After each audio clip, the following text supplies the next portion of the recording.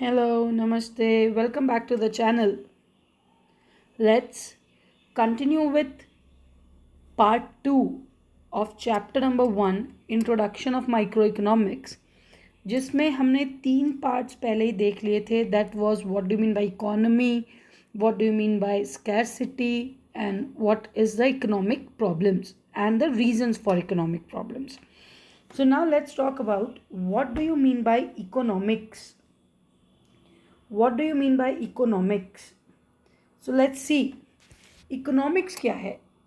Economics एक ऐसा science है जो हमें ये बताता है कि कैसे सोसाइटी को अपने लिमिटेड रिसोर्सेज का, जिनके ऑल्टरनेटिव यूजेस हैं, उनको कैसे यूज़ करना चाहिए टू गेन मैक्सिमम सेटिस्फैक्शन और to satisfy maximum of the wants of the society.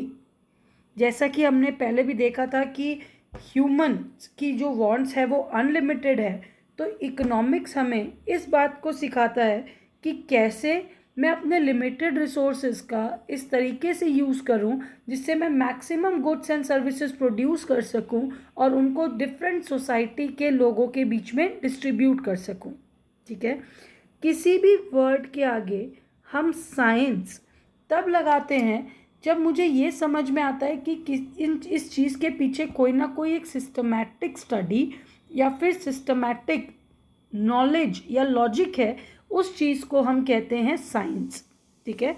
तो जब हम कहते हैं कि economics is a social science which study the way a society chooses to use its limited resources which have alternate uses to produce goods and services and to distribute them among different people.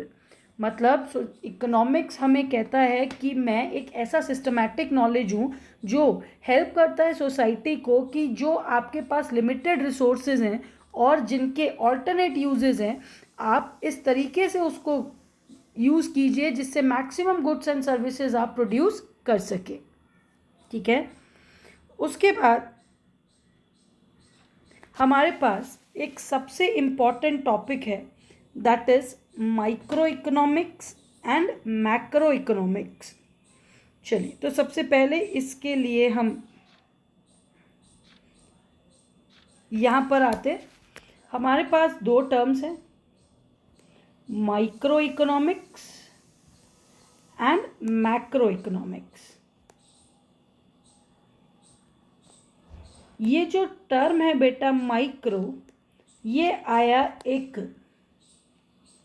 Greek word माइक्रोस से. कहाँ से आया? Greek word माइक्रोस से. और ये जो term है macro, ये कहाँ से आया? ये आया एक ग्रीक वर्ड मैक्रोस से. तो डिराइव्ड हुआ है ये word micro from the word micros, और ये वर्ड डिराइव्ड हुआ है फ्रॉम द वर्ड मैक्रोस. इस माइक्रोस का मीनिंग होता था स्मॉल और इस मैक्रोस का मीनिंग होता था लार्ज. ठीक है. तो सबसे पहला माइक्रो इकोनॉमिक्स, पहला चीज़ आया दैट इज माइक्रोस वर्ड से आया विच इज़ स्मॉल, और ये मैक्रोस वर्ड से आया दैट इज़ लार्ज. ठीक है. तो हमने इकोनॉमिक्स की डेफिनेशन तो देख ली. अब हमें देखना है क्या? Micro economics and macro economics. तो याद रखना है दोस्त, ये जो माइक्रो का आई है और मैक्रो का ए है, ये इसका मतलब होता है इंडिविजुअल और इसका मतलब होता है एग्रीगेट्स. इसका मतलब होता है इंडिविजुअल. यहाँ पे हम जो ये आई होता है उसको हम लोग डिफाइन करते हैं एज इंडिविजुअल, और ये जो ए होता है इस मैक्रो का, इसको हम लोग डिफाइन करते हैं एज एग्रीगेट्स. एग्रीगेट्स का मतलब होता है बेटा टोटल. किसी भी चीज़ को मिला के जब हम कोई काम करते हैं तब हम उसको बोलते हैं एग्रीगेट्स. ठीक है. तो अगर हमसे कोई पूछे कि माइक्रो इकोनॉमिक्स में हम क्या पढ़ते हैं, तो माइक्रो इकोनॉमिक्स एक ऐसा पार्ट ऑफ इकोनॉमिक थ्योरी है जो इंडिविजुअल के बिहेवियर की स्टडी करता है. जो इंडिविजुअल के बिहेवियर की स्टडी करता है उसको हम लोग बोलते हैं माइक्रो इकोनॉमिक्स. दैट इज़ एक पर्टिकुलर पर्सन, एक पर्टिकुलर हाउस एक पर्टिकुलर कॉलोनी, जब हम किसी भी एक पर्टिकुलर इंडिविजुअल चीज़ की बात करते हैं तब हम उस चीज़ को बोलते हैं माइक्रो इकोनॉमिक्स। ठीक है, चाहे हम किसी एक इंडिविजुअल की इनकम की बात करें, किसी प्राइस ऑफ द कमोडिटी की बात करें, किसी भी चीज़ के इंडिविजुअल की जब हम बात करते हैं तब हम उसको कहते हैं माइक्रो इकोनॉमिक्स। और मैक्रो इकोनॉमिक्स क्या होता है? मैक्रो इकोनॉमिक्स में हम एग्रीगेट्स के बिहेवियर की स्टडी करते हैं, जैसे total number of students in a class की हम स्टडी कर रहे हैं, या फिर total number of people in the city की बात कर रहे हैं, या फिर नेशनल इनकम की बात कर रहे हैं। ये सारा that is economy as a whole. जब हम किसी भी चीज़ में इकोनॉमी एज अ होल की बात करते हैं तब हम उसमें आते हैं मैक्रो। ठीक है, तो माइक्रो इकोनॉमिक्स का मतलब है I stands for individual, that is it studies the behaviour of individual का बिहेवियर स्टडी करता है, जबकि मैक्रो इकोनॉमिक्स एग्रीगेट्स की स्टडी करता है of the economy as a whole. What is the basic purpose of studying the micro economics? हम क्यों पढ़ रहे हैं माइक्रो इकोनॉमिक्स को? तो इसमें सबसे पहली जो चीज़ होती है that is determination of price. किसी भी कमोडिटी का प्राइस जानने के लिए हम इसको स्टडी करते हैं। ठीक है, और उसके लिए जो सबसे इम्पॉर्टेंट चीज़ हम स्टडी करते हैं that is demand and supply. किसी भी इंडिविजुअल के लिए किसी कमोडिटी की डिमांड कितनी है और उससे रिलेटेड सप्लाई कितना है, उसके बेसिस पे हम उसके प्राइस को डिटरमाइन करते हैं। ठीक है, तो यहाँ पर सबसे पहले देखिए ज़रा, मेरे पास दो चीज़ें हैं, माइक्रो इकोनॉमिक्स और मैक्रो इकोनॉमिक्स। तो इसको हम लोग देखते हैं यहाँ पे ठीक से। Micro economics is that part of economic theory which studies the behaviour of individual units of an economy. एक इंडिविजुअल पर्सन, एक इंडिविजुअल घर, एक इंडिविजुअल कॉलोनी, ये सारी चीज़ें आती हैं माइक्रो इकोनॉमिक्स के अंदर। जबकि macro economics is that part of economic theory which studies the behaviour of aggregates of the economy as a whole. मतलब किसी भी चीज़ों का कंबाइंड जब हम उसको करते हैं तब हम उसको कहते हैं मैक्रो इकोनॉमिक्स। यहाँ पर the basic tools are demand and supply. एक इंडिविजुअल से रिलेटेड डिमांड और सप्लाई को हम कह रहे हैं डिमांड एंड सप्लाई, जबकि यहाँ पे the demands are aggregate demands and aggregate supply, this is supply. यहाँ पर इंडिविजुअल की बात हो रही है माइक्रो में, जबकि मैक्रो में सारे लोग, पूरे देश के लोगों की इकट्ठा मिला के क्या डिमांड है और उस टोटल प्रोडक्शन की क्या सप्लाई है, उसके बारे में हम यहाँ बात करते हैं। The basic objective is to determine the price of a commodity. किसी एक पर्टिकुलर कमोडिटी की प्राइस को निकालने की हम यहाँ पर कोशिश करते हैं, जबकि यहाँ पर it aims to determine the income and employment level of the economy. कितनी देश की टोटल इनकम है और क्या एम्प्लॉयमेंट लेवल है इस देश का, उसको पता करने के लिए हम मैक्रो इकोनॉमिक्स को स्टडी करते हैं। यहाँ it involves limited degree of aggregation. Aggregation का मतलब है यहाँ पर कंबाइन करना, किसी भी चीज़ को जोड़ना, इकट्ठा करना। तो यहाँ पे हम बहुत कम करते हैं क्योंकि यहाँ पर हम इंडिविजुअल चीज़ों की बात करते हैं। यहाँ पे है it involves highest degree of aggregation. यहाँ पर हम चीज़ों को पूरा कंबाइन कर रहे हैं, क्योंकि अगर हम जब तक चीज़ों को कंबाइन नहीं करेंगे तब तक हम होल के बारे में स्टडी नहीं कर सकते। It is also known as price theory, whereas it is also known as income and employment theory. It assumes that all the macro variables are constant. मतलब जब भी हम प्राइस निकालने की बात करते हैं तो हम ये बात को अज्यूम करते हैं कि जो देश के बाकी मेजर फैक्टर्स हैं वो सब कुछ कांस्टेंट होंगे, और जब हम या इसको स्टडी करते हैं तब हम ये सोचते हैं कि इंडिविजुअल के जो बिहेवियर है वो कांस्टेंट रहेगा। ठीक है, तो यहाँ पे मेरे पास दो पार्ट्स हैं। पहला है माइक्रो इकोनॉमिक्स जिसका आई स्टैंड्स फॉर इंडिविजुअल, और ये मैक्रो इकोनॉमिक्स जिसका ए स्टैंड्स फॉर एग्रीगेट्स। तो this is a very very important question, exam में ज़रूर से आता है ये। Micro economics and macro economics, तो ये है मेरा डिफरेंस, जिसमें मेरे पास पहला है इंडिविजुअल की स्टडी, दूसरे में है एग्रीगेट्स की स्टडी। फिर देखिए यहाँ पर हमने एक इम्पॉर्टेंट नोट लिखा हुआ है that both micro economics and macro economics are interdependent. मतलब ये दोनों आपस में एक दूसरे के ऊपर निर्भर करते हैं।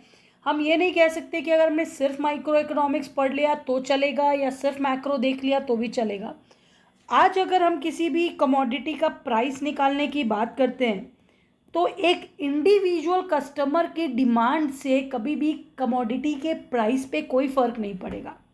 इसका मतलब अगर मुझे किसी कमोडिटी के प्राइस पे फ़र्क देखना है तो उसके लिए मुझे बहुत सारे कंज्यूमर्स को इकट्ठा करना पड़ेगा, तब जाके मेरे उस कमोडिटी के प्राइस में कोई फ़र्क पड़ेगा। ठीक है, तो this is micro can not be done without macro. And macro की अगर हम बात करें तो नेशनल इनकम कब बनती है, जब हम सारे इंडिविजुअल्स की इनकम को कंबाइन करते हैं तब जाके वो मेरी नेशनल इनकम बनती है। तो नेशनल इनकम बनाने के लिए मुझे इंडिविजुअल्स की इनकम पहले निकालनी पड़ेगी और उसके बाद उसको कंबाइन करना पड़ेगा। ठीक है, तो माइक्रो को भी चाहिए मैक्रो और मैक्रो को भी चाहिए micro. So this is a very important note which says both microeconomics and macroeconomics are interdependent. तो हमने अभी अभी देखा micro and macro economics. Now let's move towards central problems of economy. Central problems of economy, हमने ये तो देखा कि इकोनॉमिक प्रॉब्लम्स क्या हैं। हमने देखा कि इट रिसोर्सेज आर स्कार्स है ना, रिसोर्सेज कम हैं, उनके ऑल्टरनेट यूजेस हैं। तो किसी भी सिस्टम के लिए क्या प्रॉब्लम्स हैं उन पर्टिकुलर रिसोर्सेज के यूज़ को लेके, तो हमारे पास सबसे जो बेसिक 3 प्रॉब्लम्स हैं is what to produce, how to produce and for whom to produce. ठीक है, इनको हम लोग सेंट्रल प्रॉब्लम्स बोलते हैं। सेंट्रल प्रॉब्लम्स क्यों? क्योंकि सारी इकोनॉमी की जितनी भी प्रॉब्लम्स हैं वो इसी के अराउंड ही रिवॉल्व होती है, इसी के अराउंड ही घूमती रहती है, इसलिए इनको सेंट्रल प्रॉब्लम्स कहा जाता है। तो 3 चीज़ें हैं। पहला, क्या बनाना है, कैसे बनाना है और किसके लिए बनाना है। 3 चीज़ें हैं, क्या बनाना है, कैसे बनाना है और किसके लिए बनाना है। ठीक है, इसके लिए मुझे सबसे पहले रिसोर्सेज के एलोकेशन के बारे में समझना पड़ेगा। ठीक है, रिसोर्सेज के एलोकेशन के बारे में समझना पड़ेगा। एलोकेशन का मतलब क्या होता है बेटा? एलोकेशन का मतलब होता है कैसे मैं अपने रिसोर्सेज को कहाँ कहाँ पर असाइन करूँ जिससे मेरे जो स्कार्स रिसोर्सेज हैं उनसे मेरी सोसाइटी की मैक्सिमम वांट्स सेटिस्फाई हो सके।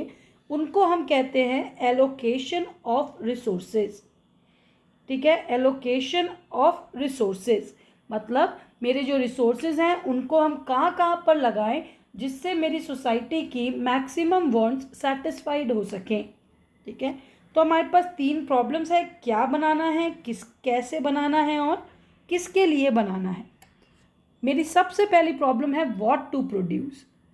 देखिए, इस व्हाट टू प्रोड्यूस का मतलब है कि मैं कौन से गुड्स एंड सर्विसेज बनाऊं, मैं कौन से गुड्स एंड सर्विसेज बनाऊं। और मेरी प्रॉब्लम सिर्फ यहीं तक ख़त्म नहीं होती, मेरी ये भी प्रॉब्लम है कि कौन से गुड्स की कितनी क्वांटिटी बनाऊं, मैं कौन सा गुड्स बनाऊं और उसकी कितनी क्वांटिटी बनाऊं। This is my first problem. तो यहाँ पे कई टाइप के गुड्स एंड सर्विसेज होते हैं बेटा, जैसे कंज्यूमर गुड्स। कंज्यूमर गुड्स कौन से हैं? कंज्यूमर गुड्स वो गुड्स हैं जो अल्टीमेट कंज्यूमर यूज़ करता है, like milk, wheat, clothes, rice, ये हैं हमारे कंज्यूमर गुड्स। फिर आते हैं कैपिटल गुड्स। कैपिटल गुड्स क्या हैं? ये वो गुड्स होते हैं जो कंज्यूमर गुड्स को बनाने के लिए इस्तेमाल किए जाते हैं, लाइक मशीन्स, उनको हम कहते हैं कैपिटल गुड्स। फिर होते हैं सिविल गुड्स। सिविल गुड्स मतलब वो गुड्स जो सोसाइटी के लिए यूज़ किए जाएंगे। और फिर होते हैं वॉर गुड्स। वॉर गुड्स क्या होते हैं? वॉर गुड्स वो गुड्स होते हैं जो आप डिफेंस के लिए यूज़ करते हैं। तो हमें सबसे पहले ये देखना है कि कौन से टाइप की गुड्स एंड सर्विसेज बनानी है और हर गुड्स का कितना क्वांटिटी मुझे प्रोड्यूस करना है। ठीक है, दैट इज दो पॉसिबल एस्पेक्ट्स हैं इसके। एक, मैं क्या बनाऊं और मैं कितना बनाऊं। तो first is what to produce and second is how much to produce. तो इसके दो चीज़ें हैं, व्हाट टू प्रोड्यूस आप कह सकते हैं and in what quantity. In what quantity मैं क्या बनाऊं और कितना बनाऊं। मतलब मैं ज़्यादा कंज्यूमर गुड्स बनाऊं या फिर मैं ज़्यादा कैपिटल गुड्स बनाऊं, मैं सिविल गुड्स ज़्यादा बनाऊं या वॉर गुड्स ज़्यादा बनाऊं। ये सारी चीज़ें आती हैं किसके अंदर? What to produce and how much to produce. फिर आता है हाउ टू प्रोड्यूस। दो टाइप की टेक्निक्स होती हैं। पहला होता है लेबर इंटेंसिव टेक्निक्स और दूसरा होता है कैपिटल इंटेंसिव टेक्निक्स। इसका मतलब होता है दोस्त, कैपिटल इंटेंसिव टेक्निक्स में हम ज़्यादा मैनुअल लेबर की यूज़ करते हैं और लेस मशीन्स का यूज़ करते हैं। मतलब लेबर इंटेंसिव टेक्निक्स में मोर लेबर लेस कैपिटल। मतलब मैं मैनुअल गुड्स को ज़्यादा मैनुअल तरीके से चीज़ों को बनाऊं और लेस मशीन्स का यूज़ करूं, या फिर कैपिटल इंटेंसिव टेक्निक्स जो कहती हैं मोर कैपिटल और लेस लेबर। तो आपके पास ये ऑप्शंस हैं कि आप क्या करना चाहते हैं। आप ज़्यादा मैनुअल लेबर के थ्रू बनाना चाहते हैं या फिर आप ज़्यादा मशीन्स के इस्तेमाल से बनाना चाहते हैं। That is how to produce. तो there are two techniques, labour intensive techniques and capital intensive techniques.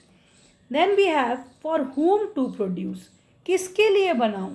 मैं रिच के लिए बनाऊं, मैं पुअर के लिए बनाऊं, मैं यंग के लिए बनाऊं, मैं सीनियर सिटीज़न के लिए बनाऊं। अल्टीमेटली आखिर वो कौन लोग हैं जो इन सर्विसेज को कंज्यूम करेंगे? वो बड़े लोग हैं, वो छोटे लोग हैं, वो अमीर लोग हैं, वो गरीब लोग हैं। वो कौन से लोग हैं जो अल्टीमेटली मेरे गुड्स को कंज्यूम करेंगे? उसको हम कहते हैं फॉर whom टू प्रोड्यूस।